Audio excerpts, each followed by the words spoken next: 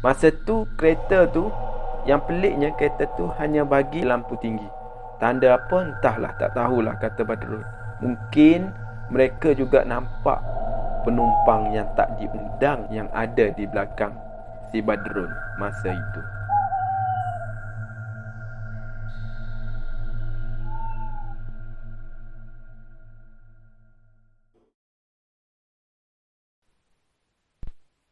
Warahmatullahi wabarakatuh, dan selamat kembali ke channel SH Studio, saluran cerita seram santai anda. Okay, bagi yang baru singgah ke channel ini, anda dialu-alukan supaya subscribe dulu channel ini serta tekan butang loceng untuk menerima notifikasi jika saya ada upload video-video baru selepas ini. Terima kasih.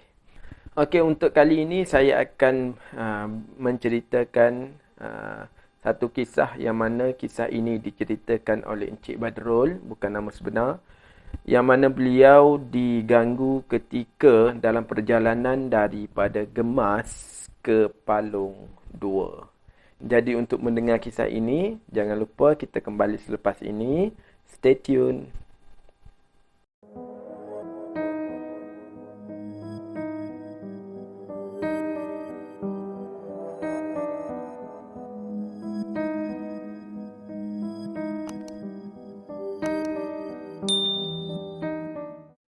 A'udzu billahi minasyaitonir rajim. Bismillahirrahmanirrahim.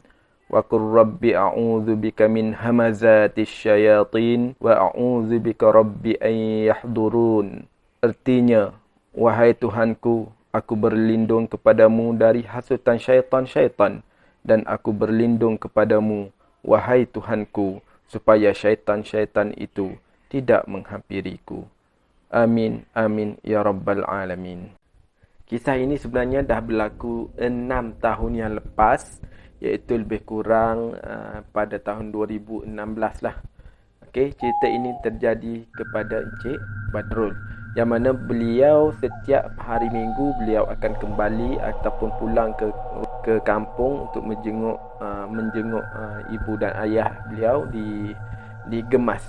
Dan setiap hari Ahad beliau akan kembali ke Palung 2. Jadi pada hari itu biasanya beliau akan pulang pada tengah hari ataupun petang lah. Tapi hari itu beliau bertolak malam. Sebelum bertolak tu Mak Badrul ni pesan lah, tak payah balik lagi lah, sebab Mak rasa macam tak sedap hati je. Okay? Bukan Mak dia je, Badrul sendiri pun rasa tak sedap hati dah masa tu nak balik. Tapi oleh kerana ada tugasan yang penting yang perlu diselesaikan pagi esoknya, jadi beliau takut kalau bertolak pagi tu takut terlambat, terlewat. Jadi nak tak nak beliau terpaksa bertolak malam itu juga. Selepas je solat Isyak, si Badrul ni kemas-kemas pakaian semua untuk bertolak ke Felda Palung 2 lah. Kata beliau, jarak daripada Gemas ke Palung 2 tu mengambil masa lebih kurang setengah jam lah, 30 minit. Perjalanan dari Gemas ke Palung bagi Badrul ni, beliau dah biasa sebenarnya. Waktu siang ke waktu malam, beliau dah biasa. Tetapi kebanyakannya beliau akan bergerak pada waktu siang lah. Dan waktu malam pun sudah biasa, bukan tak ada. Tapi pada malam itu beliau rasa lain sikit. Rasa macam seram sejuk, rasa macam tak sedap hati, rasa macam yalah susah nak digambarkan dengan kata-kata. Jadi beliau pun bertolak lah, start motor dan terus menuju ke Felda Palung 2. Keadaan jalan masa tu sangat-sangat gelap. Bukan gelap biasa, gelap pekat. Hanya lampu motosikal saja yang menerangi jalan masa tu. Dan kereta-kereta masa tu pun jarang sangat yang lalu. Kereta ke motor masa tu memang jaranglah dijumpai. Amat-amat lengang lah. Walaupun masa tu belum sampai lagi pukul 10. Jadi dalam perjalanan tu, apabila sebaik saja sampai di sebuah jabatan perhilitan di Kampung Londah, tiba-tiba beliau dilintasi oleh satu lembaga putih. Dan kelibat itu beliau perasan adalah sebesar orang dewasa lah. Jadi bila beliau melihat kelibat itu terbang ataupun melintasi di hadapan beliau, tiba-tiba beliau pun terkejut.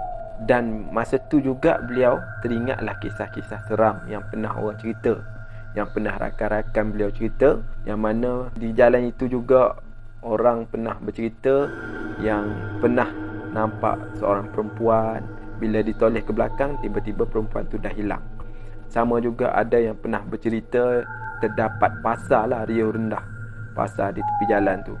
Tiba-tiba bila toleh ke belakang, pasar tu tiba-tiba hilang. Masa tu Badrul dah rasa cuak dah rasa ketakutan dah. Masa tu juga beliau membaca apa sahaja ayat-ayat suci Al-Quran yang beliau hafal, baca saja. Dalam hati juga berharap agar lembaga tadi, kelibat tadi tidak mengikuti beliau. Badrul ni terus memecut motosikal tu sambil-sambil tengok jugalah di cermin sisi tu, takut-takut lembaga tadi ataupun kelibat tadi mengekori beliau. Sejurus lepas itu beliau berasa sangat-sangat lega kerana kelibat tadi hilang dengan begitu saja. Dalam hati tu dah rasa macam selamatlah. Kelibat itu pun dah hilang. Yang penting sekali kelibat itu tidak mengekori, kata beliau. Tetapi sebaik saja beliau tiba di kawasan perkuburan Kampung Londah, tiba-tiba beliau terhidu bau harum semerbak. Harum tu sampai tak dapat nak gambarkan macam mana harum.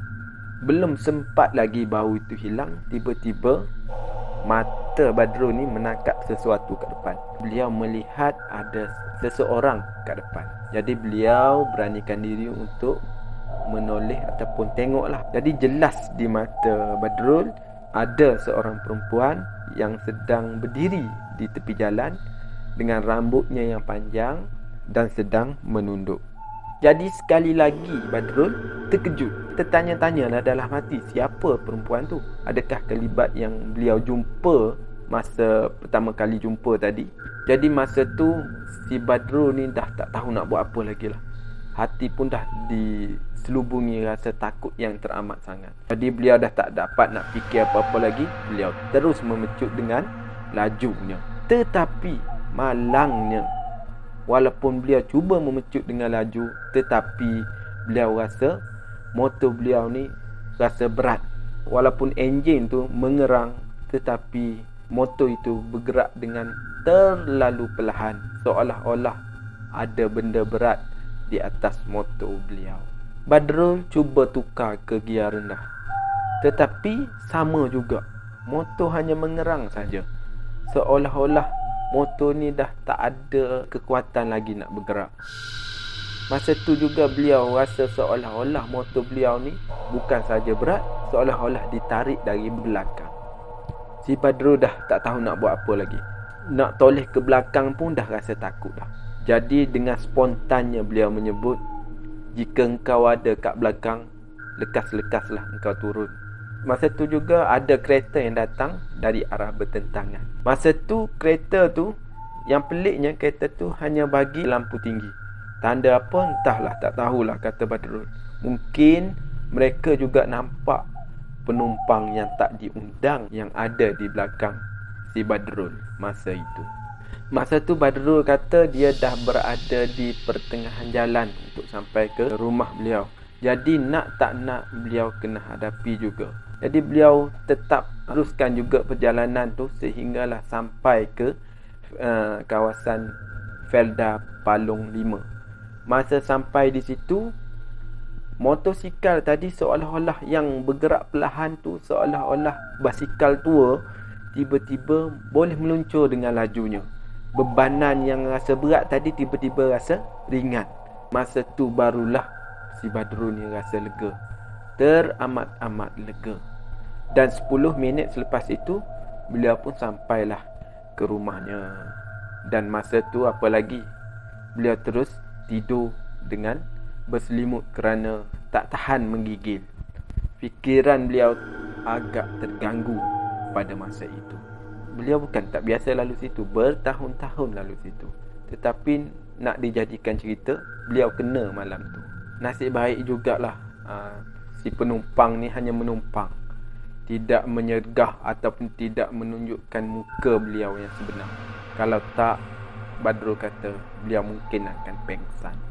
Jadi untuk cerita kali ini saya rasa sampai di sini saja. Dan sebelum itu jangan lupa, siapa-siapa ada cerita yang menarik, cerita misteri, cerita seram yang hendak dikongsikan, anda boleh hubungi saya ataupun anda boleh emailkan cerita anda kepada saya. Saya akan bacakan cerita anda ataupun bercerita semula, dan saya akan siarkan di dalam saluran saya ataupun saluran YouTube saya ini, dalam channel saya ini, saya akan siarkan, dan saya ucapkan ribuan terima kasih.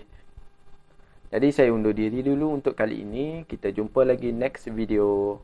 Jangan lupa tekan subscribe serta tekan butang loceng untuk menerima notifikasi daripada channel ini. Ini saya mengundur diri. Assalamualaikum warahmatullahi wabarakatuh.